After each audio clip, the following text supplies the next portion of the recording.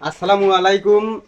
আমরা সবাই জানি যে সিলেটের ওইদিকে যে ফেনী, হবিগঞ্জ আর কোন কোন জেলায় যে বন্যায় প্রায় 30 লক্ষ মানুষ তাদের ঘর বাড়ি ছাড়া হয়ে আছে, তাদেরকে সাহায্য সহযোগিতা সব থেকে সবাই করতেছে।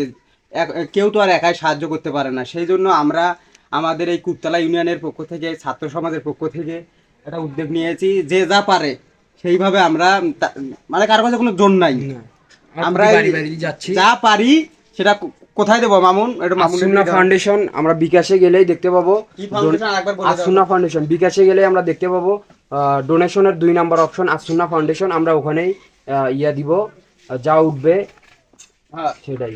তাহলে আমরা চালু করে দেই।